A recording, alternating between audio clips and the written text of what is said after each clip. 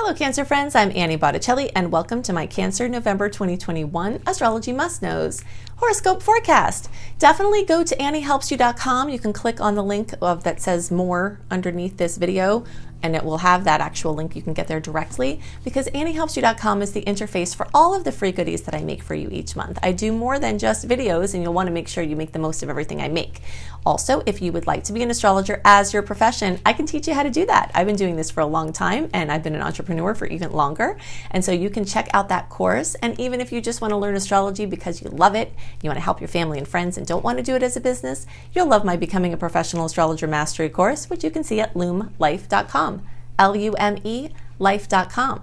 Now remember that website address too because I do have free courses there, including one on abundance that you will love to rev up your finances. So you can check all that out at lumelife.com. 2 admin notes to make the most of this video. This is for you if Cancer is your sun or your moon or your rising.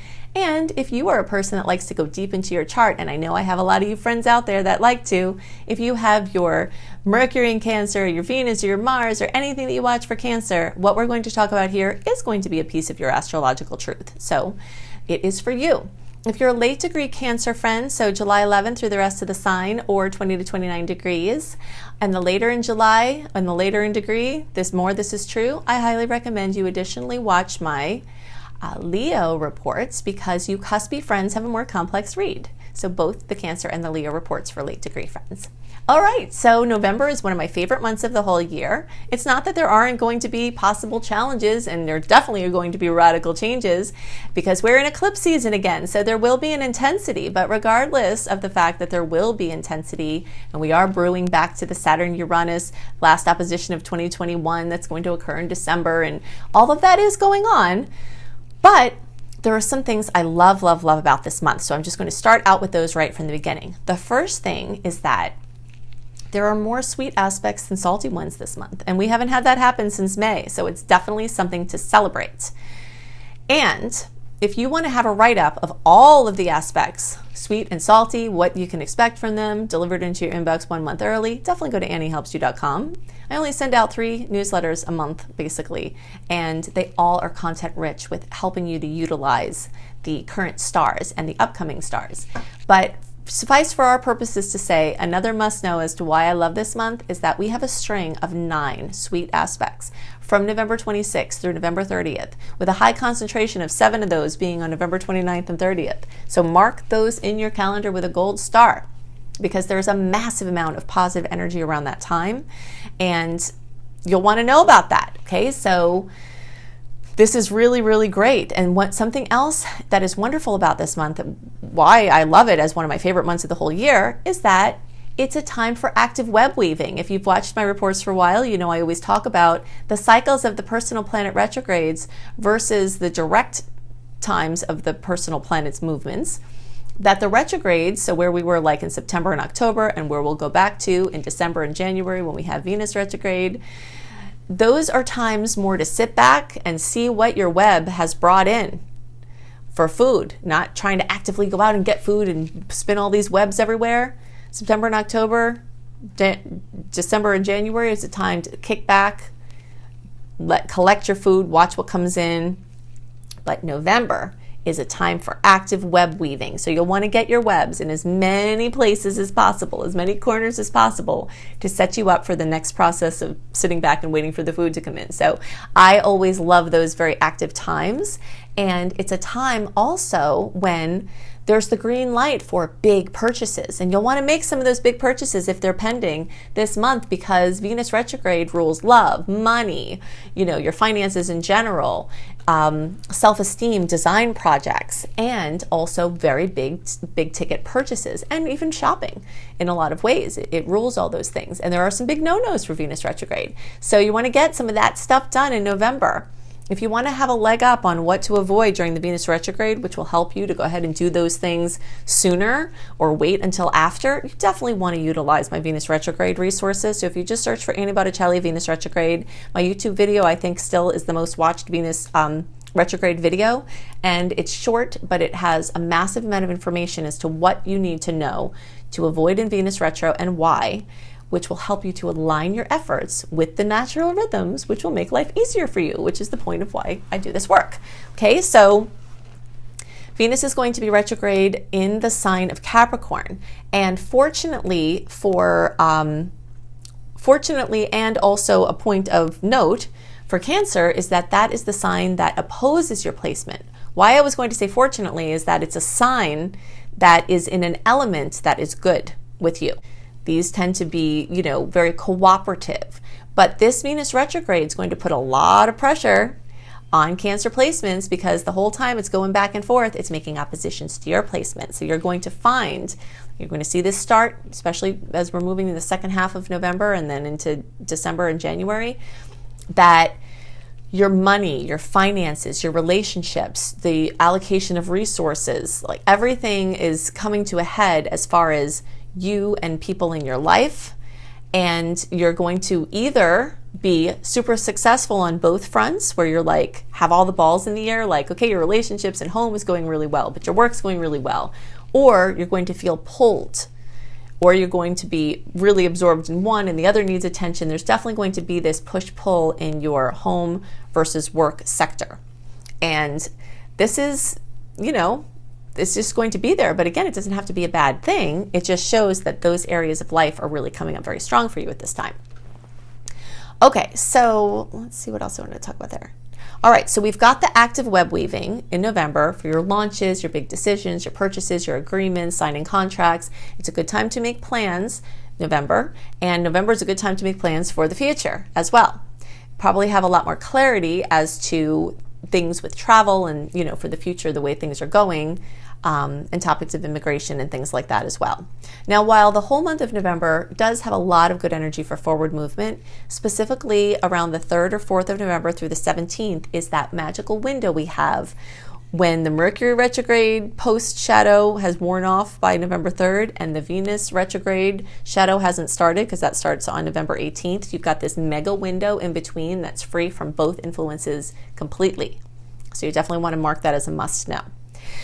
Okay, so now let's talk about some things that are very specific for Cancer. We've got continued movement through Scorpio, which is always speaking the language of Cancer placements. Mars and the Sun are moving through Scorpio, making trines the most favorable aspect in all of astrology with your placement. And that is bringing up opportunities for finding hidden talents. It's bringing up opportunities to foster your leadership or work with others on their leadership. It's also fantastic for empowering your relationships and working in harmony with others on creative projects for yourself or for others. The topic of children is very, very, very strong at this time, and it could either be your own kids having milestones or work with kids, or just your creative babies. But there's a lot of creative juices flowing at this time, and you definitely are going to be feeling that. There's also energy that's moving through Sagittarius. We've got Venus finishing its transit through Sag. We've got the Sun moving in Sag towards the end of the month. And we've got the Sagittarius eclipse in December. That's at the beginning of December, which we're feeling all month of November. And it's the end of that eclipse cycle. Now, in a lot of ways, this will be very supportive for Cancer because the Gemini-Sagittarius eclipse cycle has not been making nice angles for you, and that has been happening since around March 2020 when the world shut down and we started having the influence of this eclipse cycle. So this is the final piece. So things that had been at play since that time in your life, in the world also, are going to come to a conclusion, not a final conclusion, but the end of a chapter or the end of a book in a series, and then we'll move on to the next chapter or the next series. But definitely some things are closing out. Some major aspects of your life are closing out. And it could be a very positive thing. The changes that could be coming could be really, really, really exciting. But you are going to have to say goodbye to some things, and some of those things you might not feel ready, or you might feel ready and say, let's get it over with, right? So something else that's really critical to know about this eclipse cycle is that we're starting a new one at the same time as we're ending the old one. So as the Gemini Sagittarius eclipse cycle that has brought up the questions of education, transportation, information, working from home, global interactions, school from home, all of those topics have been coming up in a big way, and you'll see more notches along that continuum. But now the Taurus Scorpio eclipse cycle is starting. So November 19th, we have a 27-degree full moon lunar eclipse in Taurus to start out the Taurus Scorpio eclipse cycle that runs from the end of 2021 through the end of 2023. This last happened from the end of 2012 to the end of 2014. So you can think back to that time and think of what things were at play then.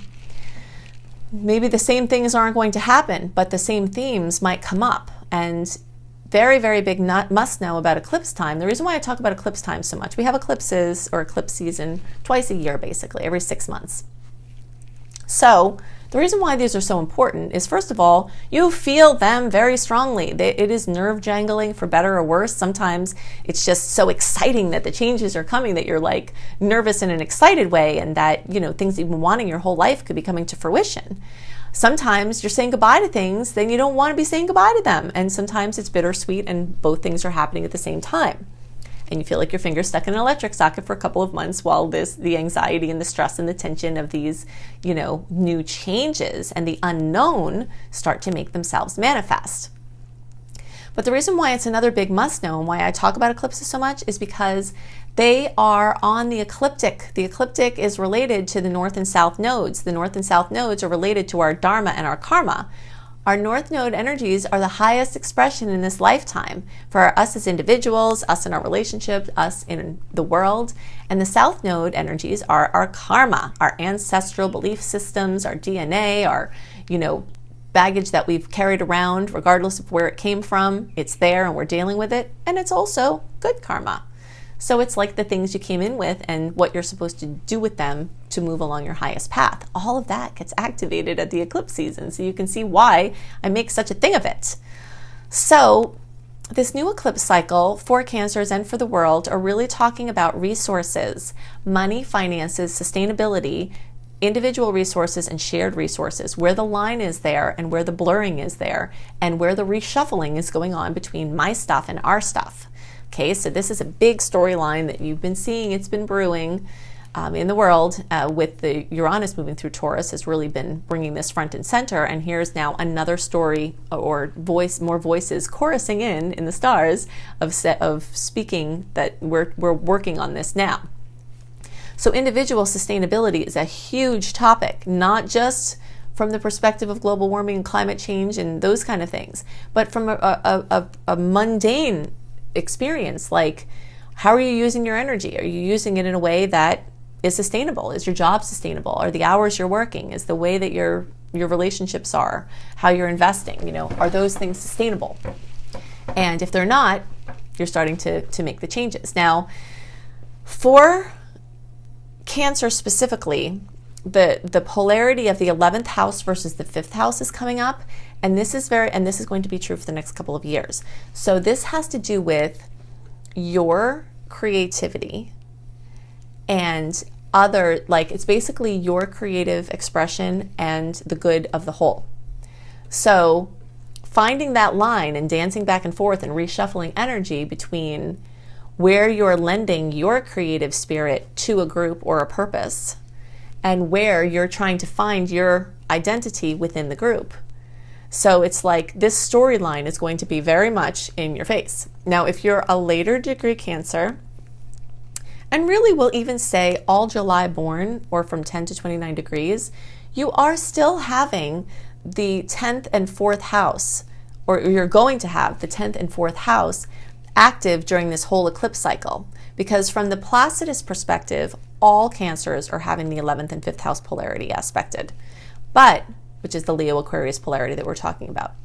But in the Placidus chart, the later you are in degree or date, the more those energies are shifting into the 10th house and 4th house. So for you all July born in 10 to 29 degrees, which is the predominance of the Cancer placements, you're also going to continue to be working with this shuffling of home versus work, your place out in the world versus your place in the home, and your family versus your purpose or what it is that you're trying to do in the world, and reshuffling there. Okay, so you'll see what I mean about this reshuffling. Like, you'll take something from one bucket and put it in the other bucket. Then at some point you'll take something from the other bucket and put it in the other bucket. There's just this moving around of energy over the next couple of years as to what this home work and family work story looks like. And it will be very, very relevant, and is going to be brewing very strongly at this time. So in general, there's going to be a lot of change. Either you're going to personally experience a change, and actually, while we're on the topic, as I said, the Taurus and Scorpio eclipse cycle makes nice angles for you. So all of you have a chance for extra blessings because of that beautiful angle of that Taurus eclipse. But those of you who are in the late degree bucket, so we'll say like July 13th through the rest of the sign especially, and 22 degrees to 29 degrees, the closer to 27 degrees, the more you'll have an exact positive hit from this eclipse, okay? So something to really look out for is your friendships, your groups. Are you still meshing with those large organizations maybe that you're working with? There might be an ending there. Something having to do with, how you see yourself in the world, maybe taking a break from focusing on that in favor of your own individual pursuits. Something like that is, something notable with a friendship or a friend, some kind of event with a friendship or a group, or, people that you identify with. All of that is coming front and center. Now, I also recommend you watch my Eclipse series, and I'll specifically tell you which ones are for you as Cancers, okay? So if you go to Annie Botticelli, my YouTube page, go to the home page, scroll down to the playlist for eclipses, you'll see them all there, or you can search for them by individual video. I suggest that all Cancers watch my eclipses in Taurus video. That will all be true for you. All those potentials are true for you. Eclipses in Sagittarius, also all true for you all. Then I also suggest you watch my eclipses in Aquarius / 11th house, because that's where the eclipse is going to be for all of you from the whole house perspective.